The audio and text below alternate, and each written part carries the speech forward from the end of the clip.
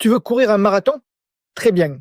Mais avant de t'inscrire, avant de télécharger un plan trouvé au hasard, avant de dire à toute ta famille que dans 3 mois tu seras marathonien ou marathonienne, pose-toi une vraie question. Est-ce que tu es prêt ou est-ce que tu es juste excité par l'idée? Parce que courir un marathon, ce n'est pas simplement ajouter des kilomètres à tes footings, c'est une aventure longue, exigeante, parfois magnifique, parfois cruelle, et souvent beaucoup moins romantique que ce qu'on imagine. Et aujourd'hui, je vais te donner les 4 questions indispensables à te poser avant de courir un marathon. Plus une 5e question que personne ne dit, mais qui peut complètement changer ta préparation. Je suis Jean-Marc, préparateur mental et mentor des sportives et sportifs motivés.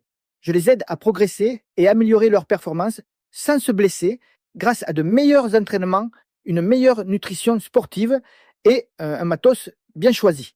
Dans cette vidéo, on va parler de courir un marathon, mais pas avec des phrases toutes faites du style « crois en tes rêves » ou « tout est possible si tu veux vraiment ». Oui, c'est joli sur une tasse à café, mais ton tendon d'Achille, lui, il s'en fout complètement. Ce qu'il veut, c'est une progression logique, de la récupération, de la cohérence et du temps. Première question. Est-ce que tu as coché toutes les cases avant de courir un marathon? Et là, je vais être direct. Si tu viens de terminer ton premier footing de 45 minutes et que tu te demandes déjà si tu pourrais courir un marathon, calme-toi 2 secondes. Ce n'est pas impossible un jour, évidemment. Mais vouloir boucler 42,195 km avec très peu d'expérience, c'est un peu comme vouloir conduire une Formule 1 alors que tu es encore en conduite accompagnée. Tu peux être motivé, tu peux être courageux, tu peux avoir un mental énorme, mais si tu n'as pas les bases, ça peut vite devenir une très mauvaise idée. Courir un marathon demande une pratique régulière, progressive, installée dans le temps.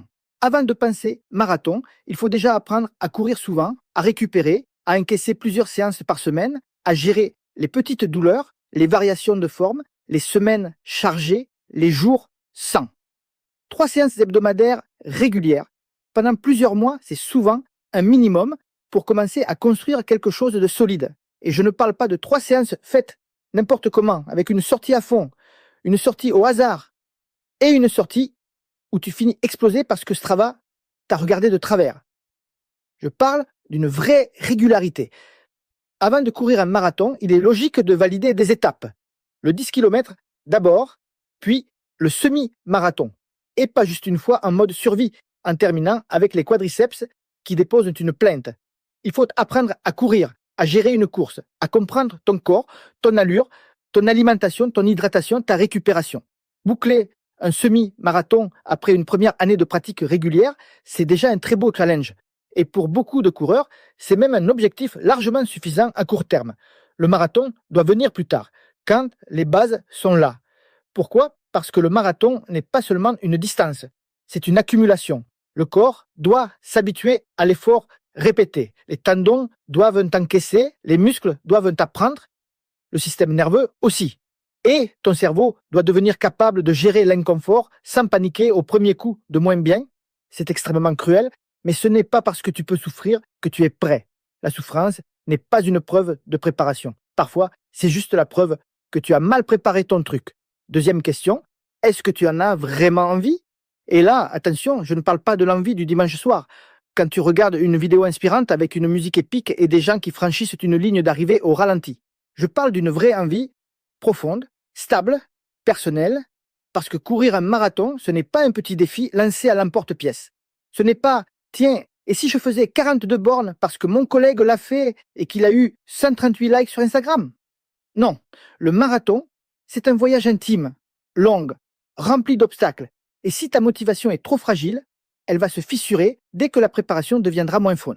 Tu dois te demander pourquoi tu veux courir un marathon. Est-ce que c'est pour toi? Est-ce que c'est parce que tu as envie de vivre cette aventure? Est-ce que c'est parce que tu veux construire quelque chose, te découvrir, progresser, franchir une étape? Ou est-ce que c'est pour prouver quelque chose à quelqu'un? Pour compenser? Pour montrer que tu es capable? Parce que si ton moteur principal, c'est l'ego, il peut te pousser très fort au départ, mais il peut aussi t'emmener trop vite, trop loin, trop dur. Et souvent, l'ego est un très mauvais coach. Il a beaucoup d'ambition, mais très peu de connaissances en récupération. Courir un marathon doit s'inscrire dans un projet plus large. Ce n'est pas seulement le jour de la course, c'est tout ce qui précède. Les semaines d'entraînement, les sorties longues, les footings faciles alors que tu aimerais aller vite, les séances où tu dois rester propre, les jours où tu dois accepter de récupérer, les moments où tu dois dire non à une séance parce que ton corps t'envoie des signaux. Le marathon ne doit pas être la cerise sur le gâteau d'un nouveau mode de vie que tu as inventé il y a 3 semaines. Il doit être la conséquence logique d'un chemin que tu construis. Troisième question. Est-ce que tu es vraiment disponible pour cette aventure? Parce que on parle souvent du marathon comme d'un objectif sportif, mais on oublie que c'est aussi un objectif logistique. Courir un marathon, ça prend du temps. Une préparation marathon sérieuse ne s'envisage pas sur un coup de tête. En général, il faut au moins 12 semaines de préparation spécifique. Mais attention, ces 12 semaines ne sont pas censées remplacer les mois de base avant. Elles viennent par-dessus. Elles sont la partie visible du travail. Elles suivent plusieurs mois, parfois plusieurs années d'entraînement progressif. Pour un coureur ou une coureuse débutante, une préparation marathon peut demander 4 à 5 heures d'entraînement par semaine, parfois plus selon le niveau, l'objectif et le profil. Et on parle souvent d'un minimum de 3 séances hebdomadaires avec des durées qui peuvent aller de 45 minutes à 2 heures.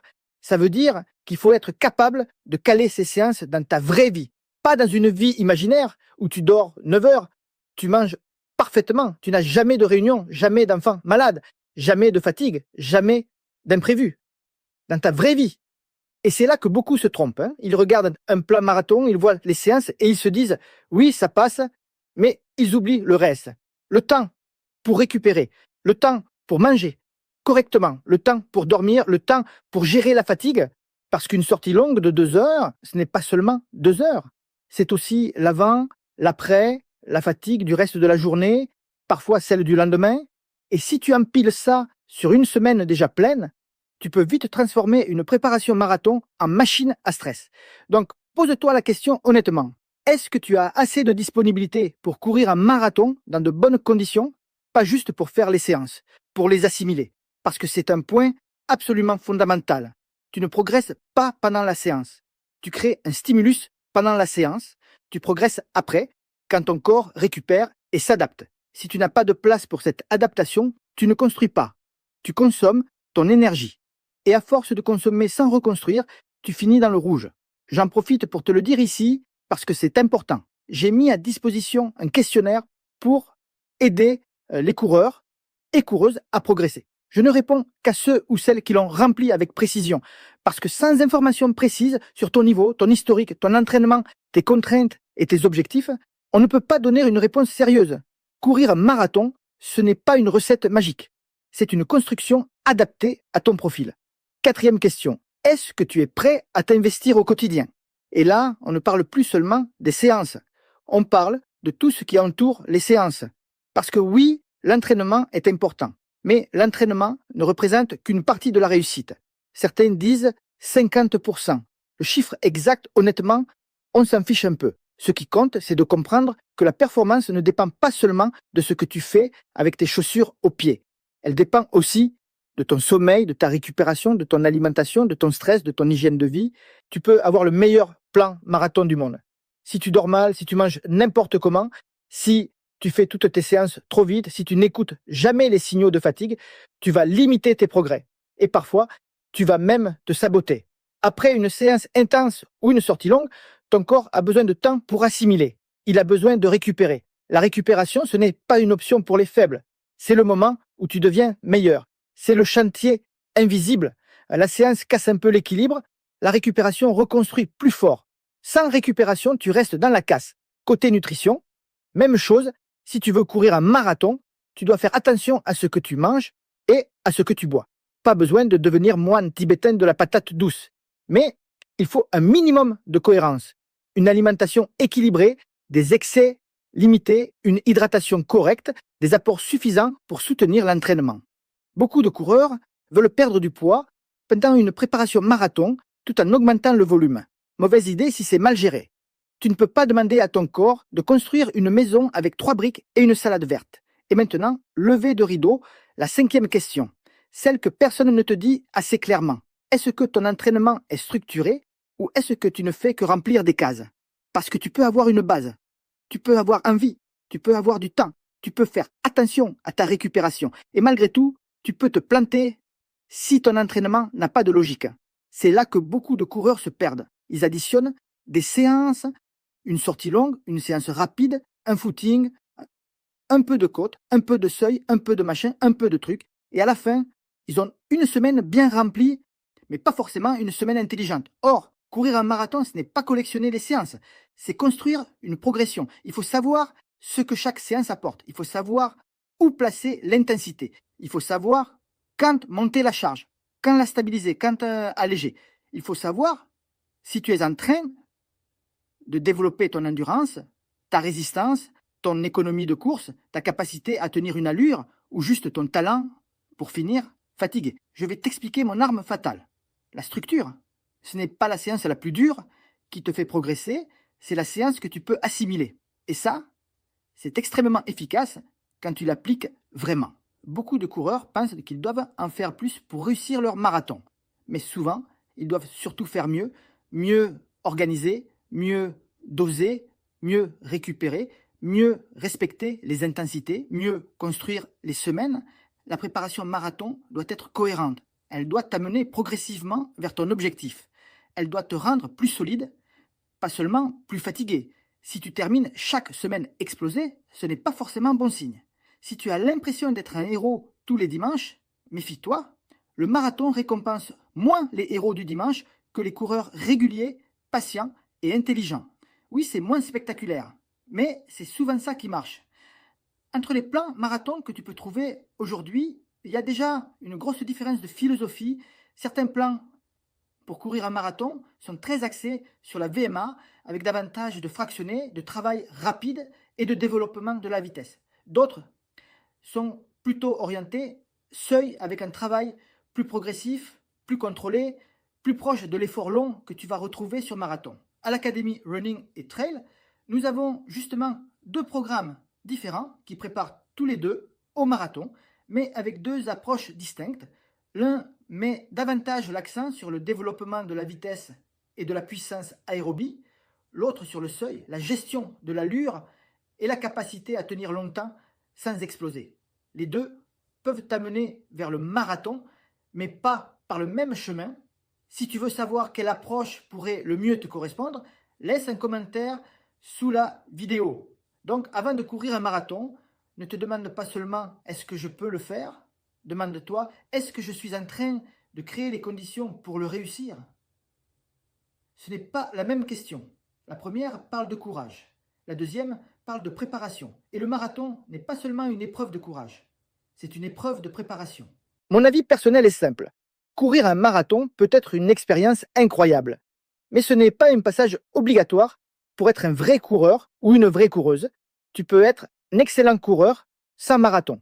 Tu peux progresser énormément sur 10 km, sur semi, un trail, sur des distances plus courtes.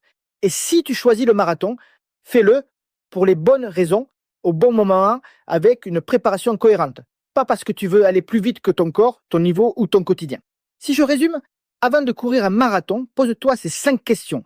Est-ce que j'ai coché les bonnes cases avec une vraie base de course à pied? Est-ce que j'en ai vraiment envie profondément et pas juste pour l'ego?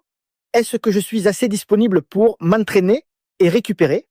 Est-ce que je suis prêt à m'investir au quotidien dans le sommeil, la nutrition et la récupération? Et surtout, est-ce que mon entraînement est structuré ou est-ce que je remplis juste un planning? Le message central, c'est celui-ci. Courir un marathon ne demande pas seulement de la motivation. Ça demande de la patience, de la progressivité, de la disponibilité, de la récupération et une vraie structure. Sinon, tu peux cocher toutes les cases en apparence et quand même arriver sur la ligne de départ fatigué, fragile ou mal préparé. Maintenant que tu sais quelles questions te poser avant de courir un marathon, tu peux faire un vrai état des lieux. Et si tu veux que je t'aide à y voir plus clair, j'ai mis à disposition un questionnaire pour aider les coureurs et coureuses à progresser. Je ne réponds qu'à ceux ou celles qui l'ont rempli avec précision. Remplis-le sérieusement parce que plus tes réponses sont précises, plus l'analyse peut être utile. Et si cette vidéo t'a aidé, abonne-toi à la chaîne. Et bon run à toutes et à tous.